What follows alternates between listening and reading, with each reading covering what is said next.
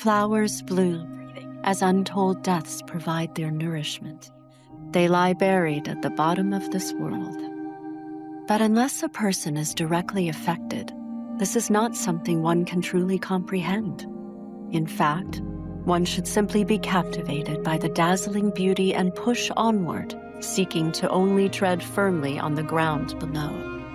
For your tragedy, too, is sure to become sustenance, giving birth to the blooms of a new spring. This narration is one of the best pieces of literature I've ever read in my life. It means a lot to me. I remember being troubled by the fact that no matter what we do or how we live, our lives always end in tragedy.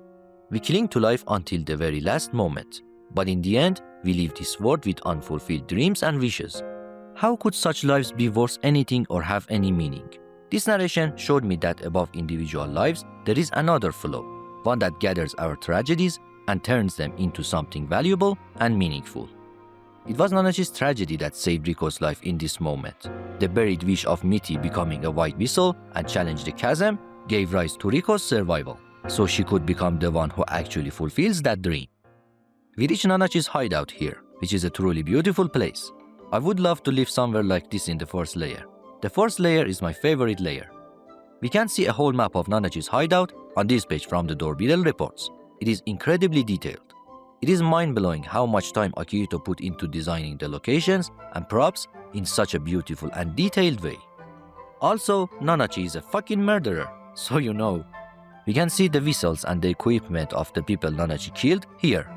I do not understand why this is rarely discussed in the community, but Nanachi has killed and experimented on many people. There's a huge graveyard behind Nanachi's hideout. Their outfit design also does not make much sense to me. It is really complicated and full of details. Maybe it is useful for camouflage, I guess. It also seems pretty warm for cold weather. Reg's reaction is so funny when Nanachi starts forcing medicine into Riko from the other end. It is interesting how human Reg feels. He does not feel like someone from another world, but like a normal boy raised in a normal society.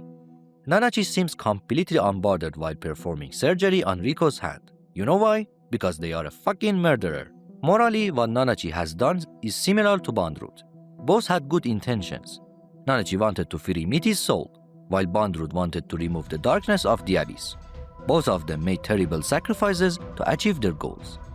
Nanachi talks about why Riko did not want her arm to be cut off at the elbow. Nanachi admires Riko's determination to continue onward and challenge the abyss. But is it really a good thing? Maybe Riko's desire to reach the bottom of the netherworld, which may have been influenced by the curse-repelling vessel, is not something good at all. Maybe something is taking advantage of Riko by luring her deeper and forcing her to make such terrible sacrifices. Mitty's room door looks like Mitty herself. We meet Mitty here for the first time. And God, she looks terrifying. Deformed body parts that barely function anymore. Your own body becoming your cage for eternity. This is a truly horrifying curse.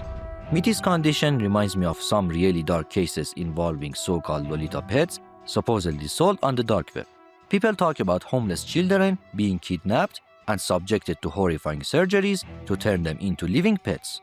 Their limbs are mutilated, their senses are destroyed, and they are stripped of any way to communicate or escape. Just imagine yourself in such a condition. No hands to move, no voice to scream, and no eyes to see. In this situation, death itself would become a blessing, and that is exactly what Mitty is cursed to never achieve. It only becomes darker the more you think about it. After writing the list for Reg, Nanachi signs it. The signature in netherglyphs actually spells Nanachi. Nanachi is really good at drawing. Seeing Lyza's white whistle reminds Nanachi of Bondrewd.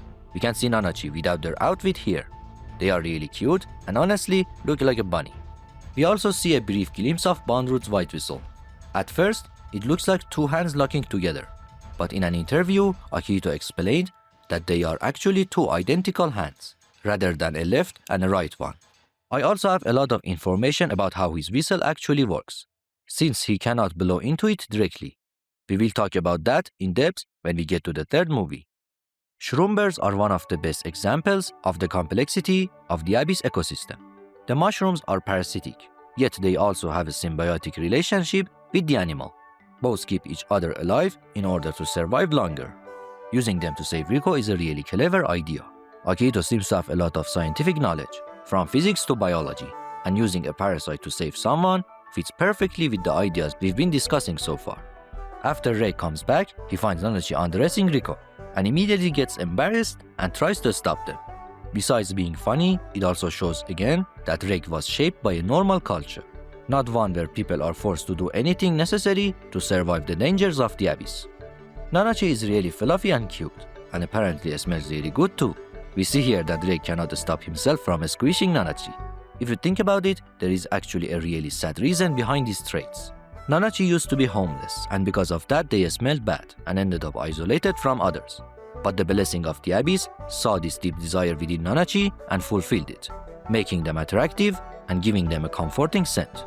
Nanachi gives Riko's pee stain closest to Reg here and tells him to wash them in the river.